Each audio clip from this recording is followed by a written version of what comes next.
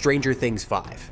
Volume 1 is full of visual Easter eggs, but some of the most important clues are not in the picture at all. They are hiding in the audio and in the subtitles. If you watched Volume 1 once and felt like something was off, or like a scene was trying to tell you more than you could see, you are not imagining it. The Stranger Things team is using sound design as a second layer of storytelling. And if you are not listening for it, you are missing part of Stranger Things 5. In this video, you missed the clue, hiding. In Volume 1 audio, we are going to talk about 3 things: the hidden sounds inside the Upside Down and Vecna scenes, the subtitle-only moments that give away extra information, and the simple settings that will help you hear Stranger Things Season 5 the way it was mixed. Let us start with the Upside Down and Vecna audio. Every time Stranger Things 5 goes into Vecna territory, the soundscape changes long before the visuals do. You will hear low rumbles, a faint ticking, distant metallic groans, and little reversed echoes of voices. Do it. Oh my god! Oh my god! I got it! Slow down! Jesus Christ! Jesus! Oh my god! You did it!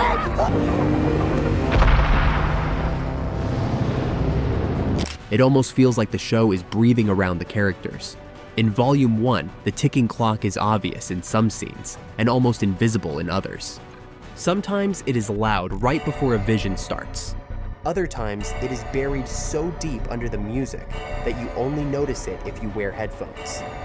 That is on purpose. The ticking is not just a horror sound, it is a signal, a way for the show to mark Vecna's presence even when he is not on screen.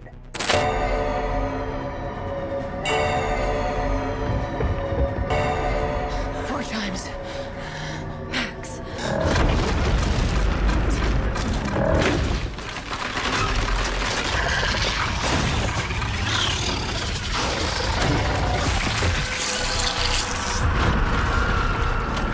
In some Volume 1 scenes, the clock starts ticking before the characters feel anything. If you catch it, you know something is coming. If you miss it, the scare feels more sudden. There are also scenes in Stranger Things 5 Volume 1 where background voices are distorted, reversed, or pushed to the edge of hearing. In some upside-down shots, you can almost make out familiar words inside the noise. Screams from earlier seasons, snatches of dialogue, a name said too quietly to show up in the main mix. This is where subtitles come in. Netflix subtitles and closed captions for Stranger Things 5 are not just accessibility tools. They sometimes label sounds in a way that spoils what is going on. If you have subtitles off, you just hear a weird sound and move on. If you have them on, you might see things like clock ticks faster, whispered voice says, "Join us." Distant creature screeches in the dark. In a few key Volume 1 scenes, the captions tell you who is speaking, even when the character is off-screen or heavily distorted. They might label a line as Vecna, or as Will, or as an unknown voice. Often this happens long before the plot confirms anything. Sometimes the text at the bottom of the screen is the only place where the show admits that a certain sound is the Mind Flayer, or that a certain echo is Will Byers, not Vecna.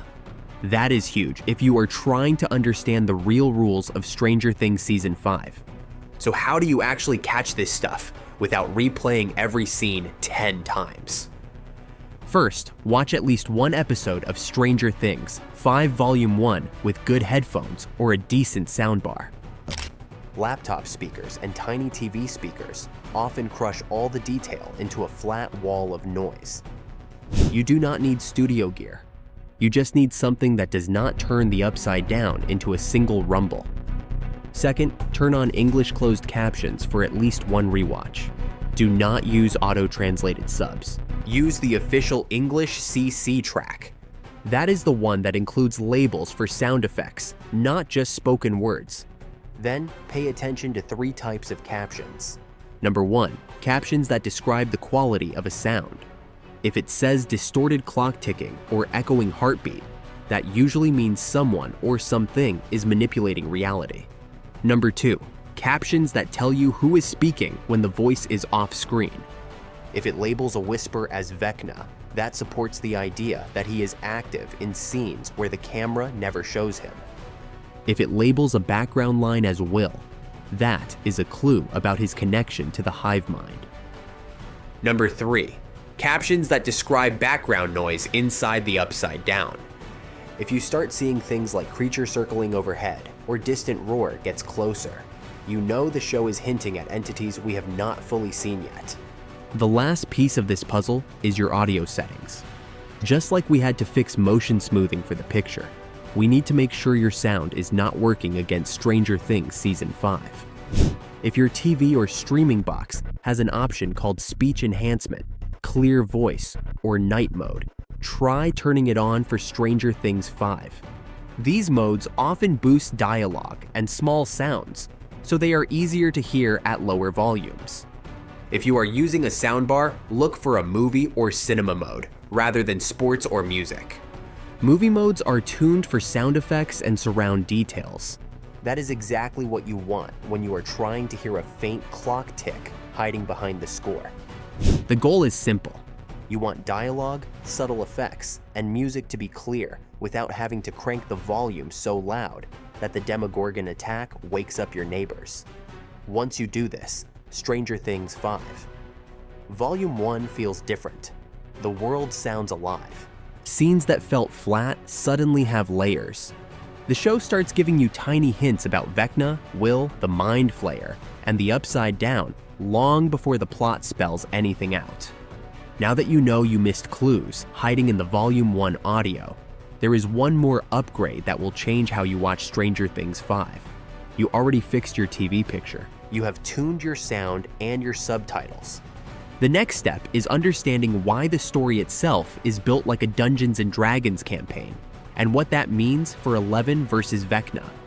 If you want to see why Eleven still cannot beat Vecna in Volume 2, and how the party is underleveled on purpose, watch my next video on the Level 20 problem in Stranger Things 5.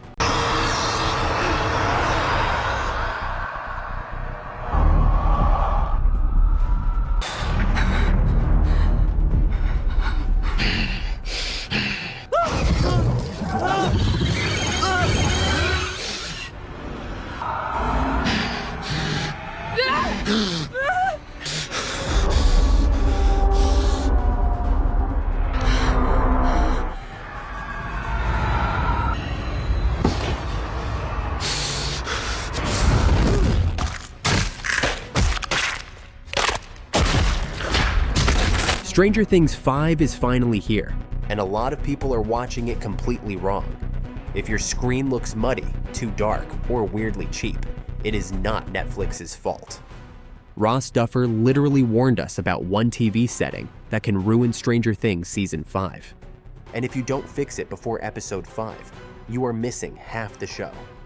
In this video, Ross Duffer warned us. Fix this. Before Episode 5, I am going to show you exactly what to change on your TV, so Stranger Things 5, Volume 1 looks the way the Duffer Brothers actually intended. Let's start with the problem you might be seeing. You press play on Stranger Things Season 5. The upside down scenes are so dark you can barely see Vecna. Fast motion looks smeared, faces look too smooth. Some shots almost feel like a cheap soap opera. Stefan is being set up for kidnapping Kate and Ted. And I think Nicole's the one behind it. Instead of a big-budget Netflix horror series. If that sounds familiar, your TV is not broken. It is doing exactly what it was built to do. Modern TVs are shipped with showroom settings. Bright, over-sharpened, and full of artificial effects that look good under store lights, but terrible for cinematic shows like Stranger Things. That is why Ross Duffer told fans to turn off motion smoothing. So what is motion smoothing, and why is it killing Season 5 for so many viewers? Motion smoothing is a TV feature that tries to make motion look smoother by inserting fake frames between real frames. Your TV is literally guessing what should be there and filling in the gaps. On paper, that sounds helpful. In reality, it creates the soap opera effect. Movies and shows look too sharp and too real. Camera movement feels weirdly cheap. Shadows and dark scenes look smeary instead of cinematic. For a horror-heavy season like Stranger Things 5 Volume 1, that is a disaster. The Duffer Brothers carefully designed the lighting, shadows, and grain. Motion smoothing wipes a lot of that away. The hardest part is that every TV brand calls this setting something different. On Samsung, it might be called Auto Motion Plus. On LG, look for True Motion. On Sony, it is often Motion Flow. On other brands, watch for names like Smooth Motion, Clear Motion, or Motion Enhancement. Here's what you need to do. Go into your TV menu, open Settings, then go to Picture or Display. Then look for Advanced or Expert Settings. Find anything called Motion, Clarity, True Motion, Motion Flow, or similar. When you find it, turn it off, or set it to the lowest possible value. You don't need to remember every fancy name. Just remember this rule. If the setting says it makes motion smoother or clearer, Stranger Things 5 will almost always look better with it off. Now let's fix the too dark problem. Stranger Things 5. Volume 1 uses a lot of deep shadows, red tones, and very low light scenes. On a properly set up TV, that looks incredible. On default settings, it can look like one big black blob. Here are 3 quick tweaks. First, turn off dynamic contrast or contrast enhancer. These modes crush dark details into pure black. They are great for sports. They are terrible for the upside down. Second, set your picture mode to movie, cinema, or filmmaker mode. These modes are designed for films and TV shows. They usually turn off most of the fake effects for you. If your TV has filmmaker mode, that is often the best starting point for Stranger Things. Third, raise the brightness 1 or 2 clicks, not 10. If you raise it too much, blacks turn into gray fog. Go up just enough so you can see detail in Vecna's lair and in the upside down sky without washing everything out. If your TV has HDR, make sure it is actually enabled on the HDMI port you are using. And make sure you are watching the Ultra HD or 4K version of Stranger Things 5 on Netflix when possible. The reason Ross Duffer warned everyone about TV settings is simple. Stranger Things 5 was shot and graded like a cinematic horror film. If your TV is adding motion smoothing, fake sharpness, and crushed blacks, you're not watching Stranger Things 5. You are watching your TV's algorithm. Once you turn motion smoothing off, switch to a cinema or filmmaker mode, and make those small brightness tweaks, you will notice the difference immediately. The upside down has texture again. Vecna's face and vines have real depth. Fast action scenes feel like a movie, not a soap opera. And most importantly, you will actually see the little visual clues the Duffers hid in the dark. Now that your TV is finally ready for Stranger Things, 5 Episode 5 and Volume 2, there is one more thing almost everyone is missing. The show is also hiding clues in the sound and in the subtitles. If you want to catch the whispers, the background noises, and the closed caption hints you probably missed in Volume 1, watch my next video called You Missed the Clue, hiding in the Volume 1 audio. Click that next, get your sound dialed in, and let's get your Stranger Things set up perfect before the story continues. Look who finally decided to join us, a sleepyhead this morning. I guess you're still not quite awake, huh? Don't go too far, sleepyhead. Lessons begin promptly at 10. In Stranger Things. Season 5, there is one moment where Vecna finally looks afraid. Not of Eleven, not of Will, but of Max running into a cave he refuses to enter. Tonight, we are breaking down why Vecna suddenly stopped chasing Max in Stranger Things 5, and the real story that has been hiding in the lore for years. Most people watched that scene and thought it was just suspense. Vecna slows down, Max escapes. Classic tension. But if you know Henry Creel's past from the first Shadow and the Dimension X storyline, that few seconds becomes one of the most important character beats in the entire season. So let us rewind. In the chase sequence, Henry has total control at first. Max is trapped in his mindscape. She moves through layers that feel familiar. The Creel house, the yard, the field. Then the trees get darker. Rocks rise up around her. Ahead, there is a canyon and a cave. Max runs toward it because it is the only path she can see. Vecna charges after her, confident and furious, until he reaches the cave entrance and suddenly freezes. His face is not angry. It is terrified. To understand why, we have to go back decades before Hawkins, back to Nevada, and back to Henry as a child. The Broadway play Stranger Things. The first shadow fills in the part of the story the show only hints at. Years before season 1, the United States military ran Project Philadelphia. They tried to make a ship called the USS Eldridge invisible to radar. Instead, they ripped a hole into another reality. That reality is Dimension X, the world that gave us Demogorgons, black vines, and the particles that become the Mind Flayer. The ship and crew are thrown into Dimension X. Everything is wrong. Red sky, floating rock islands, storms of particles. Demogorgons slaughter almost everyone. Only one man comes back alive, Captain Brenner. He is infected with Dimension X particles. His blood changes. No treatment works. What I have done was for your own good, for your own protection. You kept Henry in that lab with the children. Was that for our good? I had no idea what Henry would do. I cared for you. I loved you. I loved all of you. I was trying to help Henry, to understand him, yes. Even after what he did. Yes. On his deathbed, he tells his son, Martin Brenner, exactly what he saw. A broken world, monsters, a presence that felt alive inside the storm. That story becomes Martin Brenner's obsession. He wants back in. Years later, in Nevada, Brenner joins a secret program that tries to recreate the same conditions as Project Philadelphia. Someone inside the project panics, steals a key device, and hides it in a cave system outside town. Their plan is to expose everything. That is where Henry Creel comes in. Henry is a quiet boy who loves caves and drawing. He explores the area with a spyglass. One day, he finds the stolen machine in a cave and meets the staff member who took it. During their argument, the device activates. The cave tears open. Henry and the staffer are thrown into Dimension X. For around 12 hours, Henry is trapped in that world. He sees Demogorgons up close. He breathes the Mind Flayer particles. He watches the adult with him die. When Henry finally falls back into the cave in Nevada, he is changed. His blood is no longer human. His emotions flatten. He starts to see people the way Vecna later talks about them, small, fragile animals cluttering up the world. Martin Brenner finds the damaged device and Henry's spyglass. He tracks the boy to Hawkins and turns him into Subject 1.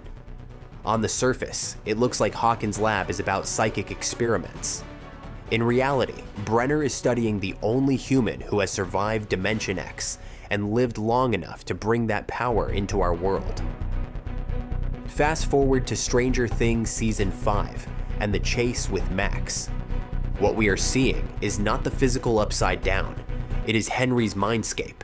Every location is a layer of his own memories. The Creel house is his safe mask. The field and forest are mid-level fears he can still control. The canyon and cave are the deepest layer, where his first trip to Dimension X happened. When Max runs there, she is not just running away. She is dragging him back to the exact spot where he first became Vecna. Think about what happened to Eleven in the Nina tank in Season 4. When Brenner forces her to relive the massacre at the lab, her body goes into shock. She collapses.